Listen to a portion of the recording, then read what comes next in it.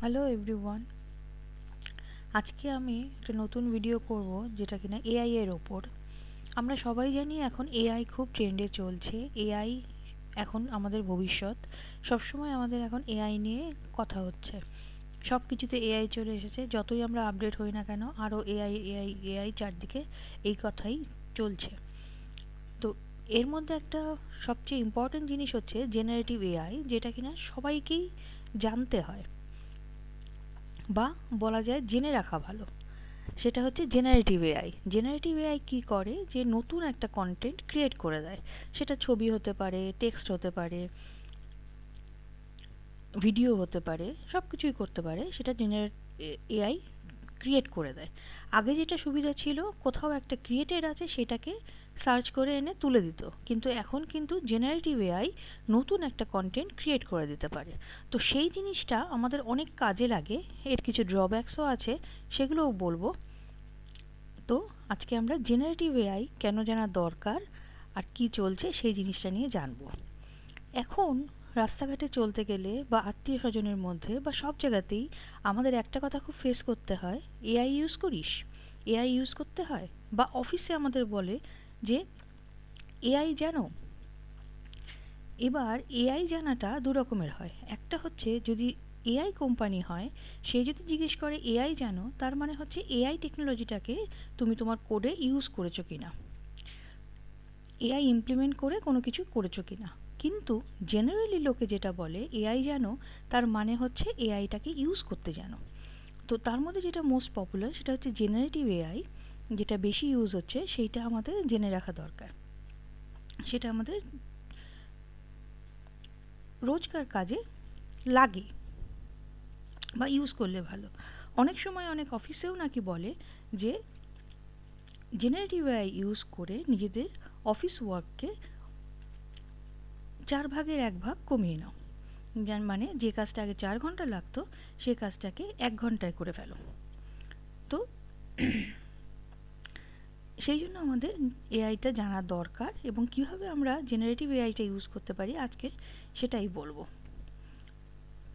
তো generative AI এর মধ্যে মোস্ট পপুলার হচ্ছে copilot, Gemini, Meta AI and chat GPT. এগুলো মোটামুটি সেম টাইপের জিনিস, কিন্তু কী ডিফারেন্স আর কী ফিচার সেগুলো বলবো। এগুলোর স্পেশালিটিস বলবো, কী করে ইউজ করা যায়, আর তাছাড়া একটা ডেমো দেবো, চ্যাট জিপিটির ডেমো দিয়ে দেখাবো কী করে আমরা ইউজ করতে পারি। এই যে চারটে copilot, Gemini, Meta AI, chat GPT, এগুলো সবকটাই জেনারেটিভ এআই, সবকটাই ন্যাচারাল ল্যাঙ্গুয়েজ প্রসেসিং ইউজ করে এবং টেক্সট জেনারেট করে মোস্টলি। ছবিও জেনারেট করতে পারে, তাছাড়া ভিডিও এটসেট্রাও করতে পারে, কিন্তু অত ভালো নয়। যেটা করতে পারে টেক্সট জেনারেশনটা খুব ভালো হয়। তো সেটা আমাদের প্রোডাক্টিভিটি, ক্রিয়েটিভিটি বুস্টার অ্যান্ড আমাদের ডেইলি ওয়ার্ক ফ্লোতে লাগে। তো এগুলো হচ্ছে র্যাপিড অ্যাডভান্সমেন্টের একটা টুল। এটা র্যাপিডলি অ্যাডভান্স হচ্ছে সবসময়। তো এইভাবেই আমাদের এআইগুলো জানতে হবে, অন্তত ইউজ করা জানতে হবে। যেমন আগে লোকে মোবাইল ইউজ করতো না, বয়স্করা এখনও মোবাইল ইউজ করতে পারে না, কিন্তু এখন যারা ইয়াং জেনারেশন তারা ভাবতেই পারে না যে মোবাইল ছাড়া কী করে চলতে পারে। মোবাইলে সব কিছু করা যায়।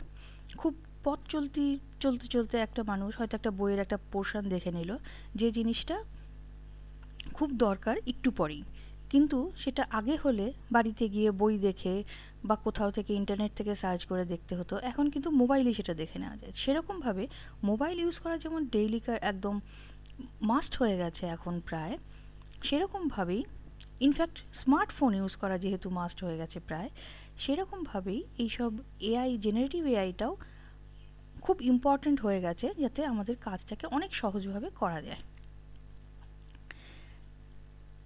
এগুলো সব জেনারেল ফিচার্স বলতে এগুলো সব ন্যাচারাল ল্যাঙ্গুয়েজ প্রসেস ক্যাপাবিলিটি আছে, এরা কন্টেন্ট জেনারেট করতে পারে, এরা কনভারসেশনাল এবিলিটি আছে, মানে একটা কথা তুমি বললে তারপরও একটা রিপ্লাই দিলেও তুমি তারপর মডিফাই করে বললে তারপর কিন্তু সেটার ওপর বেস করে উত্তর দেবে। মানে আগের কনটেক্সটটাকে মাথায় রেখে তুমি যদি একটা ছোট্ট উত্তর দাও, সেটাকেও কিন্তু দেখাবে। মানে আমি সেটার এক্সাম্পল একটা দেব, যখন চ্যাট জিপিটি ইউজ করব।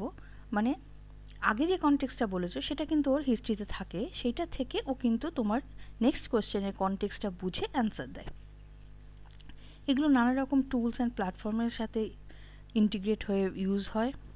এটা কন্টিনিউয়াস লার্ন করে যাচ্ছে অ্যান্ড ইমপ্রুভ করে যাচ্ছে, মানে যত লোকে ডেটা দিচ্ছে, যত লোকে আপলোড করছে, তত জিনিসটা লার্ন করছে এবং লোকের অ্যান্সারের উপর বেস করে তত এটাকে ইমপ্রুভ করে যাচ্ছে। আর এটাকে তো কাস্টমাইজ করাই যায়। তো এগুলোর প্রত্যেকটা একটা করে স্পেশালিটি আছে। মোস্টলি যেটা বলার সেটা হচ্ছে চ্যাট জিপিটি ইউজ করা হয় ওপেন এআই এর মাধ্যমে। ওপেন এআই দিয়ে এটাকে বানানো হয়েছে। জেমিনি করা হয়েছে গুগল থেকে, গুগলের নিজস্ব প্রোডাক্ট জেমিনি। মেটা এআই হচ্ছে বাই মেটা, যেটা কিনা হোয়াটসঅ্যাপ, ইনস্টাগ্রাম, ফেসবুকে ইউজ হয়। আর কোপাইলট হচ্ছে মাইক্রোসফটের, উইন্ডোজ ল্যাপটপে সেটা পাওয়া যায়। তাছাড়াও ওয়ার্ড, এক্সেল, পাওয়ার পয়েন্ট এগুলোতে আমরা ইউজ করি। জেমিনি যেটা গুগলের, সেটা আমরা করতে পারি গুগল ওয়ার্কস্পেসে, জিমেলে, word document, Google doc, Google sheet, এইসব ক্ষেত্রে আমরা এটা ইউজ করতে পারি। আর চ্যাট জিপিটিটা জেনারেলি আমরা ব্রাউজার খুললেই করতে পারি, এটা কোনো স্পেসিফিক কিছু না। ব্রাউজার খুললেই, ব্রাউজারে সেই পেজটা দিলেই সেই চ্যাট জিপিটির সাইটে ঢুকে আমরা কাজ করতে পারি। মেটা এআইটা ইউজ হয় হোয়াটসঅ্যাপে, তোমরা সবাই দেখে থাকবে হোয়াটসঅ্যাপের সাইডে মেটা এআই থাকে, ইনস্টাগ্রামে, ফেসবুকে সার্চে ওখানে থাকে। এখানে কিছু লিখলে কিন্তু ও জেনারেট করে অ্যান্সার। তো এই হচ্ছে আজকে 4টে টপিক যেগুলোর ওপর কথা বলবো। তো ফার্স্ট আমরা যদি ধরি কোপাইলট, কোপাইলটটা হচ্ছে মাইক্রোসফটের যদি উইন্ডোজ ল্যাপটপ আমরা খুলি তাহলেই দেখব এরকম একটা সিম্বল আমাদের টাস্কবারে আছে। সেখানে ক্লিক করলেই এই উইন্ডোটা খুলে আসবে, যেখানে বলবে good morning user, what can I help you with today. সেখানে আমরা দেখতে পাবো কিছু ছোট ছোট প্রম্পট দেয়া আছে। যে একদমই ইউজ করতে পারে না সে কিন্তু এই প্রম্পটগুলো ইউজ করে জাস্ট এটা দেবে এবং তারপর বাকি টেক্সটটা দেবে যাতে জিনিসটা চলে। এবার কেউ শুরু থেকেও দিতে পারে, মানে এগুলোকে ইউজ না করে পুরোটাই যদি নিজের মতো করে বানিয়ে দিতে পারে প্রম্পট, তাহলে প্রম্পট কিছুই না, জাস্ট ইনস্ট্রাকশন যেটার উপর বেস করে ও টেক্সটটা জেনারেট করবে। মানে write a first draft of a mail for a prescription, for a leave, get advice, how can I improve my health, like this. তাছাড়াও যদি কেউ নিজে থেকে দিতে পারে give me a study plan, give me something new, what is interesting, that may be interesting যেটা সেটা যে কোনো লোকের কাছে আলাদা হতেই পারে, কিন্তু ও কিন্তু একটা সাপোজ মানে একটা কিছু গেস করে দিয়ে দেবে। তো সেই জিনিসটা ও একটা কিছু করবে, যেটা যদি তোমার পছন্দ হয় তুমি নিলে, আর যদি পছন্দ না হয় তুমি দেখলে ও দিল গার্ডেনিংয়ের ওপর, কিন্তু তোমার গার্ডেনিং পছন্দ নয়, তখন তুমি বললে যে না গানের ওপর দাও, গান নিয়ে আমি কি ইন্টারেস্টিং করতে পারি, তখন কিন্তু ও গানের ওপর দেবে। তো এরকমভাবে ওকে রিডাইরেক্ট করে কনভারসেশনের মাধ্যমে আমরা কিন্তু বিভিন্ন রকম উপকার পেতে পারি।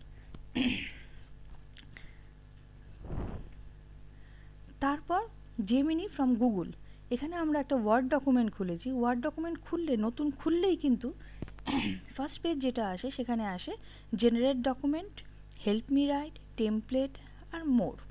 এই জেনারেট ডকুমেন্ট যেটা সেটা কিন্তু একদম পুরো ফার্স্ট থেকে ডকুমেন্ট ক্রিয়েট করে দিয়ে দেবে। আর হেল্প মি রাইট মানে এখানে তুমি কিছু একটা প্রম্পট দিলে ও সেটার ওপর কিছু একটা প্যারাগ্রাফ টাইপের দেবে বা সেটাকে ঠিক করে দেবে। আর জেনারেট ডকুমেন্ট মানে পুরো একটা ডকুমেন্ট ও বানিয়ে দেবে পুরো নিজে থেকে। একটা প্রম্পট দিতে হবে অবশ্যই। সেক্ষেত্রে এখানে আমরা একটা প্রম্পট দিলাম মেক এ স্টাডি প্ল্যান। এখান থেকে আমরা টেমপ্লেট নিতে পারতাম, আমি সেসব কিছু না করে আমি একটা এক্সাম্পল দিলাম মেক এ স্টাডি প্ল্যান। এটা কিন্তু ওই আমার আনটাইটেল ডকুমেন্টেই চলছে, মানে গুগল ডকে মেক এ স্টাডি প্ল্যান। তারপর এটা হচ্ছে আমার প্রম্পট, তারপর আমি দিলাম ক্রিয়েট। এটা করার পরই ও কিন্তু একটা ওর মতো করে বেস করে ইন জেনারেল একটা স্টাডি প্ল্যান দেবে। এই যে ও কিন্তু পুরো স্টাডি প্ল্যান দিয়ে দিয়েছে, নানা রকম হেডিংয়ে ভাগ করে একটা ছবি দিয়েছে, ছবিটাও কিন্তু জেনারেটেড, সব কিছুই জেনারেট করে দিয়েছে ও, কিন্তু ভালো করে বুঝিয়ে goals and objective, weekly schedule template সেসবের ওপর। এবার আমার যদি চেঞ্জ করার ইচ্ছে হয় তখন আমি প্রম্পটটাকে চেঞ্জ করে আবার দেবো, বা এইটাকেও নিতে পারি। তাহলে এইটা হচ্ছে কিন্তু ও পুরোটা ক্রিয়েট করছে, জাস্ট 3-4টে ওয়ার্ড থেকে ও পুরোটা জেমিনি পুরোটা রেডি করে আমাকে একটা গুগল ডক বানিয়ে দিল। জিমেল খুললেও যখন কম্পোজ মেল করবো তখন কিন্তু আমাকে এই প্রম্পটটা দেবে, হেল্প মি রাইট বলে একটা জিনিস এখানে আসতে থাকবে, যেখানে কিনা ক্লিক করলেই আমার জেনারেটিভ এআই পোর্শনটা খুলে যাবে। সেখানে আমি যা লিখবো সেটার উপর বেস করে ও কিন্তু লিখে দেবে। এখানে আমি বললাম write a letter to principal for leave, তারপর আমি যখন বললাম ক্রিয়েট তখন কিন্তু ও একটা লেটারের সাজেশান দিল, পুরোটা কিন্তু ও লিখে দিল। এবার ও যেহেতু জানে না স্টার্ট ডেট, এন্ড ডেট এবং এগুলো মেনশন করতে হয় লিভে, সেহেতু ও কিন্তু এই অপশনগুলো দিয়ে দিয়েছে যাতে আমরা এগুলো ফিল আপ করে জিনিসটাকে শেষ করতে পারি। রিজন ফর লিভ, আদারওয়াইজ সব কিছু কিন্তু ঠিক আছে। এইবার আমি যদি বলতাম যে আমি স্টুডেন্ট নই, আমি একজন টিচার, তাহলে কিন্তু সেই হিসেবে ও আবার মডিফাই করে দিত। এইভাবে জেনারেটিভ এআই কিন্তু আমাদের জাস্ট 3-4টে ওয়ার্ড লিখলে ও কিন্তু একটা পুরো একটা স্ট্রাকচার দাঁড় করিয়ে দিল, যেটার ওপর বেস করে আমি কিন্তু জাস্ট ডেটগুলো বসিয়ে দিলেই আমার অ্যাপ্লিকেশন রেডি। তাহলে আমাদের একটা অ্যাপ্লিকেশান লিখতে অন্তত 10 মিনিট লাগতো, সেটা কিন্তু এখন 2 মিনিট 1 মিনিট হয়ে যাবে।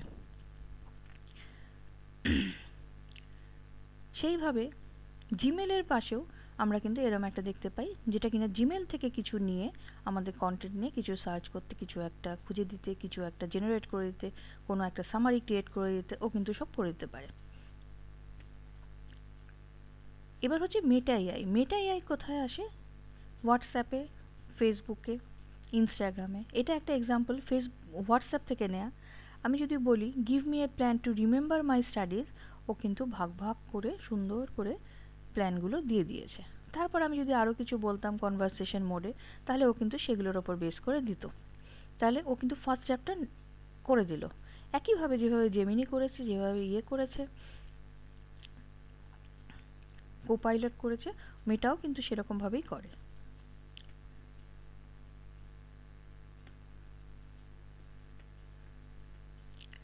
এবার চ্যাট জিপিটির পেজটা খুললেই প্রথমেই আমরা এরকম একটা স্ক্রিন দেখতে পারবো।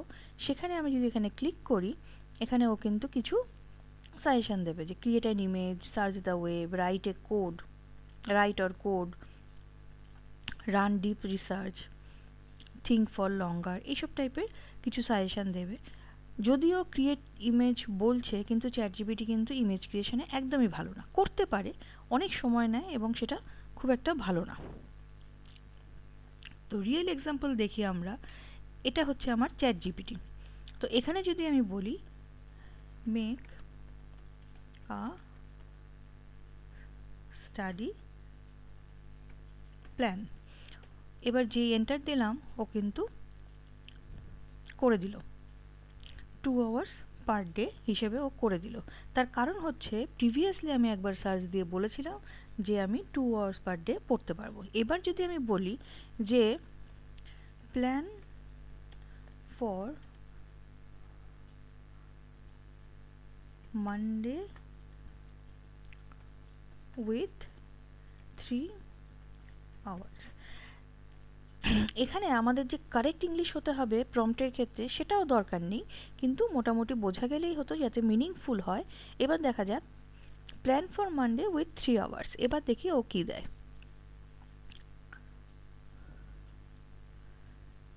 এবার মানডের প্ল্যানটা দিয়েছে যেখানে 3 আওয়ার্স টোটাল। সেখানে কি কি আছে? New topic, take notes, hour 2, hour 3, তারপরে এই জিনিসটা। বাকিগুলো কিন্তু আমার 2 আওয়ার্সের ও কিন্তু আগে প্ল্যানটা দিয়ে দিয়েছিল, যার জন্য ও কিন্তু বাকিটা করেনি। ঠিক এরকমভাবেই আমি যদি বলি plan the week only for AI study,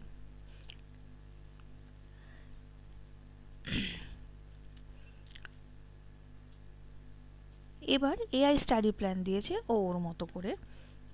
Monday 3 hours, যেহেতু আগে বলেছিলাম যে মানডে আমি 3 আওয়ার্স পড়তে চাই, বাকি দিনগুলোকে ও 2 আওয়ার্সই রেখেছে, রেখে এইভাবে ও কিন্তু প্ল্যান করেছে। এবার হতে পারে এই প্ল্যানটা আমার পছন্দ নয়, তখন আমি নানা রকমভাবে চেঞ্জ করে ওকে প্রম্পট দিয়ে ঠিক করে নিতে পারবো। অথবা যেটা হয়, আমি যদি নিজে ঠিক করে নিতে পারি, মানে আমি এই স্ট্রাকচারটা নিয়ে নিলাম, তারপর আমি বললাম যে আমি এই জায়গাটা এটা করতে চাই, এই জায়গাটা এটা করতে চাই, সেটাও কিন্তু মিনিমাম চেঞ্জ। কিন্তু মোস্টলি যে বড় কাজটা, যে প্ল্যানিংয়ের কাজটা, সেটা কিন্তু ও আমাকে করে দিয়েছে। তো এটার ক্ষেত্রে আমি বলবো যে চ্যাট জিপিটি সব দিক থেকে ভালো হলেও চ্যাট জিপিটি বা এইসব জেনারেটিভ এআই, এটার কিন্তু কিছু ড্রব্যাকস আছে। ড্রব্যাকস কি না, এটা কিন্তু এরর জেনারেট করবেই।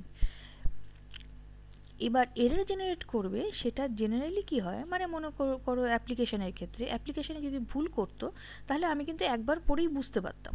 মানে শুরু থেকে অ্যাপ্লিকেশনটা লিখতে যদি আমার 10 মিনিট লাগে, কিন্তু একটা অ্যাপ্লিকেশন চেক করতে কিন্তু আমার 2 মিনিটের বেশি লাগবে না। তাহলে সেই জিনিসটা আমি চেক করে নিতে পারি খুব অল্প সময়ে। সুতরাং ও কিন্তু ভুল করতে পারে এবং সেটা একটু দেখে নিতে হয়। আরেকটা হচ্ছে যেটা খুব কনসার্নিং, সেটা হচ্ছে যে রিডিউস থিঙ্কিং ক্যাপাসিটি। মানে এই যে 10 মিনিট ধরে ভেবে আমি চিঠিটা লিখতাম, নানা রকম জিনিস ভেবে কোথায় কিসের পর কী দেব, সেই ভাবনাটা এখন বলা হচ্ছে যে মানুষের কমে যাচ্ছে। বড়রা পারে, বড়রা ছোটোবেলায় এই জিনিসগুলো করেছে, কিন্তু যারা ছোট, তারা যদি ছোট থেকেই এইসবগুলো ইউজ করে, তাহলে ওদের ওই থিঙ্কিং ক্যাপাসিটিটাই আসবে না, কোনোদিনই পারবে না এই জিনিসটা লিখতে। সুতরাং এটার বেসিক প্র্যাকটিস একটা থাকা দরকার, এই ভেবে লেখার প্র্যাকটিস একটা থাকা দরকার। কিন্তু যখন খুবই টাইম কনস্ট্যান্ট এবং খুব তাড়াতাড়ি আমাদের করতে হবে কাজটা, এবং শেখার এক্ষুনি কিছু দরকার নেই, আমাদের শুধু কাজটা করার জন্য দরকার, তখন আমরা এই জিনিসটা দিয়ে ট্রাই করতেই পারি। এগুলো হচ্ছে মেইন ড্রব্যাকস। আর এসব জেনারেটিভ এআই দিয়ে তো আমরা কোডিং জেনারেট করতে পারি, এরর কারেকশন করতে পারি কোডিংয়ের, কোনো ইংলিশ লিখলাম, সেটা ঠিকঠাক আছে কি না সেটা দেখার জন্য প্রপার ইংলিশ রাইটিংটা করে দেবে ও। তাছাড়াও যেটা করতে পারে, আমি যদি কোনো অ্যাটাচমেন্ট দিই, সেই অ্যাটাচমেন্ট থেকে ও কিন্তু পড়ে অ্যান্সার দিতে পারে। মানে এমন হলো, আমি একটা বই দিয়ে দিলাম, ও কিন্তু তার ভিতর থেকে কোশ্চেন দেবে। তারপর যদি বলি যে এর থেকে কোশ্চেন দাও, কোশ্চেন দেবে। আমি যদি বলি এগুলোর অ্যান্সার দাও, ও কিন্তু বইয়ের মধ্যে থেকেই অ্যান্সার দেবে। সুতরাং এই জিনিসগুলো প্রচুর আমাদের ইউজফুল, রোজকার জীবনে লাগে, আমরা ইউজ করতে পারি। কিন্তু কিছু ড্রব্যাকসও আছে। এবার সেটাকে বুঝে আমাদের কতটা কোনটা দরকার এবং কোন জিনিসে আমরা ইউজ করছি, সেটা বুঝে আমাদের কিন্তু ইউজ করা দরকার। একটা লেভেলে সবারই জানা দরকার, জেনে রাখা ভালো। যেমন বললাম আর কি, যে মোবাইলের ক্ষেত্রে, মোবাইল যদি এখন কেউ স্মার্টফোন ইউজ না করে, অনেক ক্ষেত্রেই কিন্তু অনেক জায়গায় টাইম বেশি লাগবে। সেই জিনিসটা সেরকমভাবেই যে জেনারেটিভ এআইটাও যদি আমরা ইউজ করতে জানি, আমরা কিন্তু অনেকভাবে আমাদের টাইমটাকে মিনিমাইজ করতে পারবো অনেক কাজের ক্ষেত্রে। কিন্তু হ্যাঁ, যারা স্টুডেন্ট, যারা শিখছে, যাদের চিন্তাভাবনার দরকার, তাদের কাজটা কিন্তু এরা যদি করে দেয়, সে ভুল করুক আর ঠিক করুক, সেই ভুলটা ঠিক করলেও, মানে মানুষ যদি ভুলটা ঠিক করে, তাতেও কিন্তু সেই থিঙ্কিং ক্যাপাবিলিটিটা আসবে না। চিন্তাটা নিজে থেকেই করতে হবে, তারপর ওকে ঠিক করতে দেয়া যেতে পারে। তো এই হচ্ছে আজকে আমার ভিডিওটা কেমন লাগলো জানিও, আর ভালো লাগলে লাইক, শেয়ার, কমেন্ট করে দিও। আজকে এই পর্যন্তই, দেখা হবে নেক্সট ভিডিওতে।